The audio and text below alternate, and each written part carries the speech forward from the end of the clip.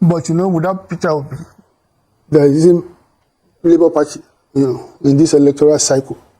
If you take away Peter Obi and his followers and supporters away from the party, from the Labour Party, essentially there's nothing like a Labour Party as far as I can see it. So guys, don't believe headlines like this, that Peter Obi is planning to dump Labour Party to join RUFAI in the SDP. So guys, we all know that Peter Obi is a man of due process. He knows that even if he's to leave the Labour Party, he knows the best way to do it and to communicate it to the obedient family. So this headline is deceiving. Peter Obi has not talked about him joining the SDP, not let alone joining RUFAI. We all know that even if Peter Obi is looking for people to work with, it shouldn't be RUFAI. The man that spoke badly about Peter Obi, the man that spoke badly about Christians, the man that we saw him talking to the Muslim clerics on why they shouldn't vote for people like Peter Obi. So guys, apart from that, RUFAI didn't do well in Kaduna State. You need to take a look at this video and see what the current government, the current governor of Kaduna State is saying about what RUFAI left behind. Take a look at this. Over the past 10 months, shedding light on both achievements and challenges facing the state, Governor Basani revealed that his administration inherited a substantial debt burden, describing it as a significant impediment to the state's progress. Despite the huge burden of about $587 million, 85 billion naira, and 115 contractual liability sadly inherited from the previous administration, we remain resolute in steering Kaduna State towards progress, sustainable development. We have conducted a thorough assessment of our situation and are sharpening our focus accordingly. So guys, you can now agree with me that RUFAI is never the best person that Peter Obi will want to work with. Honestly, Peter Obi is a man who has a name and he wouldn't want any dent on that name, and that is why he's careful in selecting those to work with. So guys, talking about Peter Obi remaining in the Labour Party, for now Peter Obi is not going anywhere. Don't forget that that convention that was held has been cancelled, and INEC said they don't recognize that convention, meaning that a new convention is going to be conducted. So guys, take a look at this. It seems that we might be looking at Mr. Peter Obi going to the fourth political party in his political career. I will also have, we will soon have the authentic convention that will produce the authentic officials of the party. So for this to happen, then we're going to have three factions. Although the other two factions are largely on paper, there's no substance to them. They are a nuisance. So maybe you find another nuisance, to make them two. You have the Apapa, so-called Apapa function, Lamidi Apapa faction. Now you are going to have probably Julius Aburi faction, and then you are going to have the substantial officials of the party. So it doesn't bode well for the party, but I guess this is a kind of things that it has come to a stage where we need to purge ourselves, of those whose thinking and orientation does not conform with our own expectations. So I expect that one of the options open to us is to purge the party, of people. During the election, more or less tolerating them. There will be the kind of behavior that you see them at the national and state chapters, and not the kind of behavior you expect from a party that has, a vested interest, a genuine interest, in winning the elections. There are so many other things that will come out of the audit that the presidential candidate had instituted. So when the outcome of the investigation comes, I'm sure it will also clarify further the situation and explain why things are going this way. The way they are behaving is another typical Nigerian political party. In their case, sometimes worse, because most of these parties, they are shell parties. It's only politicians who are stranded or who cannot bear the direction on which their own party is going that opts out of these two parties, disease parties, looking for a platform to contest. Now, then they are then open, to the allegation of defection, serial defection. But what if you don't have anything in common with any party that is on ground? So you then have to, form a party, on your own or whatever. But I've also again proposed the idea of independent candidature, which is responding. It will respond, to these kind of problems that we have.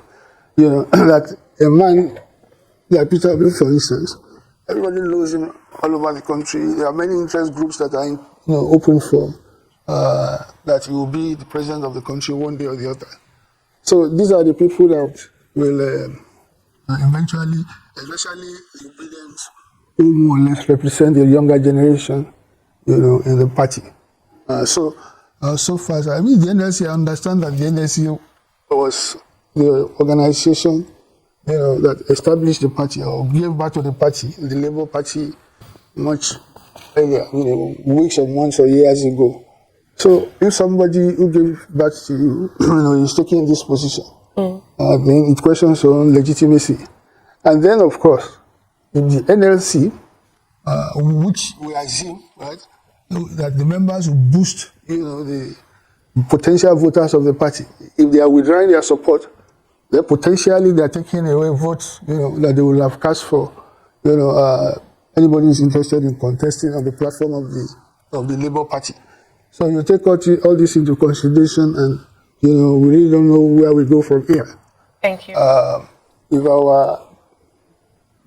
are going to, yeah? Yes, sir. Thank you, sir. So, allow me to continue. I wanted to ask a question, especially because you've spoken about there being three factions, or it's looking like we might get three factions of the Labour Party. We've often heard Nigerian politicians describe political parties as a vehicle which to get into office or their destination. Now, those three factions, would they be the Abure, the Apapa, and the Obedient faction? And when you talk about the third faction being an authentic faction, do you believe your faction or the Obedient faction being the authentic one when, as you said, you were strangers to the Labour Party in the last elections? And is it possible, due to these issues with the Labour Party, that we will see Mr. Peter Obi return to one of his former parties, APGA or the PDP, or maybe former party of his own? Well, I don't like, building up people into a larger-than-life phenomenon. But, without Peter Obi, there is a Labour Party, in this electoral cycle. If you take away Peter Obi and his followers and supporters away from the party, from the Labour Party, essentially there's nothing like a Labour Party as far as I can see it. Most of the votes, look, the elections, the outcome of the elections, says all you need to know about the party. The role of the Labour Party as such, in the elections, and the outcome of the elections is really, let's say, disappointing. So, we'll just take one step at a time and see what goes. 2027 is far away, so it gives us a lot of time, to decide what we want to make of the situation we find ourselves in. The Nigerian public, they are very perceptive, and I'm sure that the position that we have taken is the one that is supported by the Nigerian public. Nobody can hold any party organization to ransom. I was reading the other day that somebody was writing that the INEC, doesn't need to be present at the convention of the party where the officials are elected. That they don't. Well, that is news to me. An electoral act was even cited to support it. But of course, logic, as I said, that is new to me and also begs logic. How can you ask the regulator of the party, right, of political parties in the country, how do you find a situation in which they are not in the party and at the convention, that they do not come? The presence here is indispensable, and it serves to authenticate, the outcome of the elections. Were you to go to court, for instance, thereafter, INEC will be the first agency in the individual that they will call to state its position on what has happened. We are going to call them and ask them about the conduct of the primaries. Were they to tell the court that they were not there? I think from experience, in the past few years, I think that ends, whatever ambition, those who did a kangaroo convention, can go. All right, Mr. Oshitoku, you called the convention kangaroo, but I'm interested in your thoughts. This is the first part of my question. What do you think? What's your own position on the ownership of the Labour Party? Mr. Abure has spoken, glowingly about the fact that the NLC folks are just trying to work as impostors, that they have no role whatsoever, to play in the Labour Party that he leads. But here you are saying that it was a kangaroo election. So who do you think owns the Labour Party? There is evidence out there, reportedly, that the registration of the party was actually done by the Nigerian Labour Congress, to have that party as the party of workers, as the party, of the people.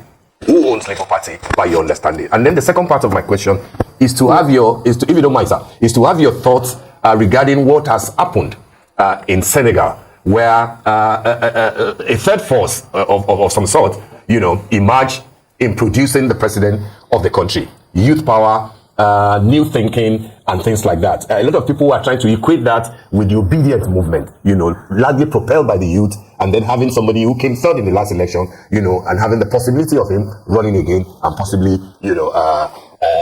doing better than he did last year. What are your thoughts on how Faye emerged as the president of Senegal, using youthful power, using protest votes?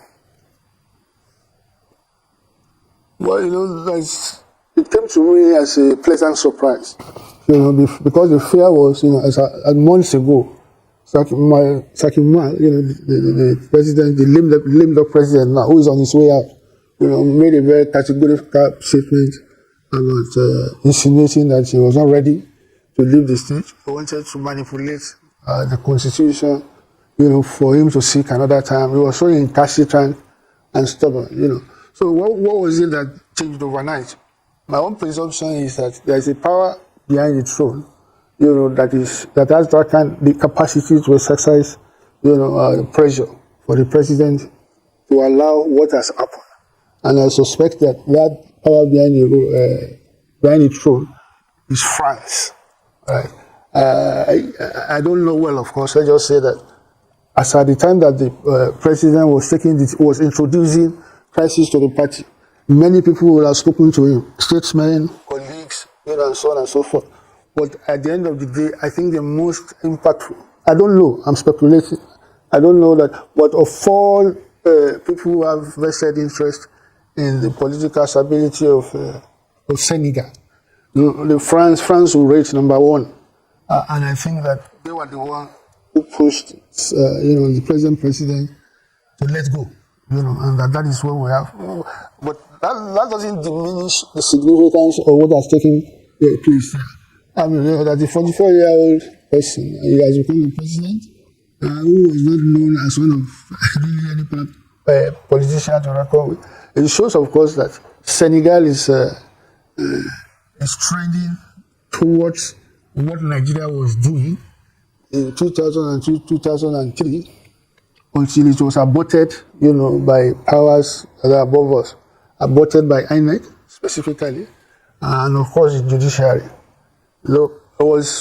Obi was before the announcement of the election, he was trending as the kind of candidate that people in other parts of Africa wanted to emulate.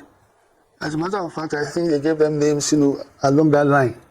So he stimulated that interest, especially by youth, that look, we can do it, and that of course also, has a lot to do with what has taken place in Nigeria. But of course, again, it was aborted, and which has set Nigeria a long way back, in terms of political development and political stability. It's good for Senegal, good for Africa. But there's also the precedent of sorts, was laid by President Goodluck Jonathan, in 2015, when he, personally, even before all the results of the election were in, called General Muhammadu Buhari, the candidate of the APC, to thank him. Now, that was a great act of statesmanship. And I'm sure that also, that may also feature in the thinking of the incumbent president of Senegal, to tour the path of honesty, and truthfulness. So, and I'm sure that in other parts, I expect and I hope that other African countries, are listening and will tour the path that had been set by OBI and now the guy in Senegal. In the case of Nigeria, it's a very big disappointment. But we all know that the abortion, took place at the level of maybe the INEC and the judiciary. But that is by the way. Whatever you think of it, we have a de facto and a de jure president as we speak. And we can only hope, pray that he succeeds. I was also mentioning the fact that legitimacy can be earned. No matter how you came to power, right? You can earn legitimacy by the kind of governance you instituted immediately. Right? That is on 20. But on the contrary, what we saw was the specter of a president being inaugurated without doing practically nothing about the policy it was going to take on oil subsidy. Now, if you were elected, the INEC pronounced him the president-elect sometime in March. And now you have a gap of between when he was pronounced and when he was sworn in. Yes, sir. That is enough time, right, to single out something like oil subsidy. This is the first task the challenge you are going to have to confront. And then, all the things will probably be in place. Thank you, sir. That will preempt the kind of Thank you, crisis. sir. Can we, I'd like us to focus back on the Labour Party and just also hone in on Mr. Steve's question earlier, which was about who owns the Labour Party now. Because similar to what I asked, as you said, there are three factions. Why would your faction or the obedient faction, which as you said was the stranger faction, be the authentic faction of the Labour Party? And also kind of going off of what you said on taking a leaf from Senegal's book when it comes to youth representation and youth candidates. In 2027, our next general elections, Mr. Peter Obi will be in his late 60s. Do you think he will still be able to represent a youth demographic as a man in his late 60s? Well, 67, relatively, that's still a young, well, not so young, but relative to the average age of presidents we have in Africa. That is not old age, but we'll get to that bit because 2027 is still far away. And of course, the bill doesn't look to me like somebody who is going to be debilitated, by old age anytime soon. So I'm sure that it will only increase, his appeal will only increase from now until 2027. Now, you spoke about the role of NLC and the ownership of the Labour Party. The ownership of the party today are the members, right? Okay, you have strategic members, stakeholders, and on top of those strategic stakeholders lie the Nigerian Labour Congress. And of course, that it was the same, I think a judgment was given in that respect, that it was the NLC that went to establish the Labour Party.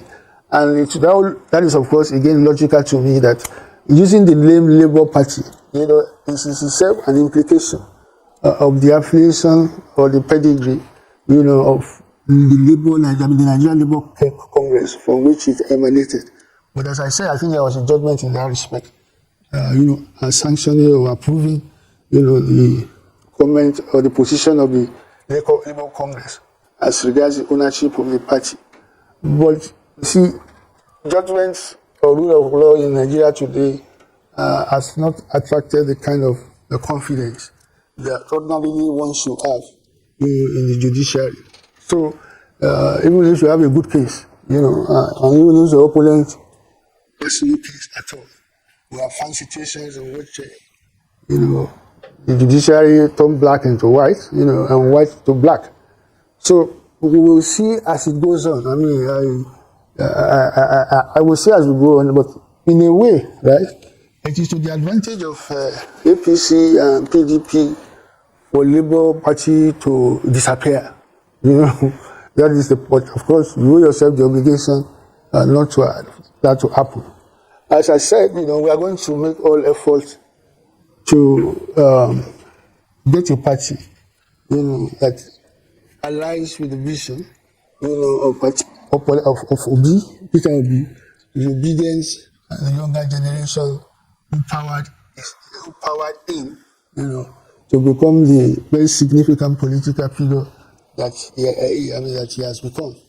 So, as I said, but I don't know. You can now draw your conclusions. First, right. The convention that they said they had, the leader of the party was not there. Nobody from Labour who constitutes the trustee of the party was there. INEC was not there. So you then have to, how you consider that kind of convention a legitimate one, beats my imagination. Okay, all right, Mr. Oshitoko, that's fine, but let's just use the last 1 minute, to touch on what you already mentioned, that it will be to the advantage of the APC and the PDP if Labour Party disappears or, becomes, non-functional, politically speaking. How do you think that this will all go well for the chances of Mr. Peter Obi in 2027 if he decides to run, given the fact that, the person of the president, Asiwaju Bola Ahmed Tinubu, sort of thrives when opposition is in disarray. You saw what happened in 2023, PDP in disarray. Even within Labour Party, there were pockets, of issues like the Nigeria Power Faction, etc. If Labour is not able to resolve its issues, don't you think that that's almost like handing Asiwaju Bola Ahmed Tinubu a second term, even right from 2024? Very briefly. Very briefly, please. I don't, unless you are God, playing God, I don't know who will be the president of Nigeria in 2027. We don't live one day at a time. None of us know when, God will call us home. So when people talk about 2027, I think it should be put in quote and unquote. 2027 is a long way to go. The first prayer we should seek for is the survival and stability of Nigeria in the first place, so that you have a country for whom leadership you want to contest. But the Labour Party is not the only party in existence, and as I said, there's also the opportunity, because we're under the force major, we are compelled, right, to seek a political party, or you form your own party. So we have options. Should the Labour Party and what they just done in we stand, then of course we'll have to. Essentially there will be no meeting point, between those of us here and such leadership. Yes, sir. As I said. Yes, sir. And it seems that we might be looking at Mr. Peter Obi going to the fourth political party in his political career. I just want to thank you so much, sir, for spending time with us this morning. So you have seen it for yourself that the Labour Party is still intact. We cannot, because of Abure, who is on a mission just for his own selfish interest, talk down on the Labour Party. The Labour Party for me remains the best for Peter Obi because he has made a name already. The only thing that is left is to remove all the bad eggs, all the bad eggs, and make sure that the Labour Party is sanitized, is rebranded, so that Peter Obi can fly higher on the tickets of the Labour Party. So guys, this is it. I don't know what you make of Peter Obi planning to join the SDP so that he will work with RUFAI. That's coming from Buala. We all know that Buala has joined we all know that Buala is now a member of the Tinubu's camp. So he will want to say all kinds of things just to dent Peter Obi's image. 2027 is not even close, but he has already started saying things that are, that the ears of obedience will not want to hear. So I want to urge all of you to just forget this headline. It is not real. It is not true. Peter Obi is a man of due process. He knows how to do his things, and at the right time he will do it, So don't mind this headline. These are people who are just trying to cause confusion. But I tell you, they can't do it with Peter Obi. Peter Obi remains the best option for Nigeria at the moment. you can see all the candidates that the APC has been filling are the wrong ones. They brought Buhari. Buhari took us 100 years backward. Now it's Tinubu. We don't even know how many years backward Nigeria will be going. So guys, let me know what you think about all this happening, and drop your thoughts, your honest review, your honest thoughts, and let us all put heads together for a new Nigeria. Please don't forget to subscribe to the channel, turn on the notification bell. Please give this video a like so that YouTube can recommend it to others, and drop your thoughts in the comment section below. Thank you.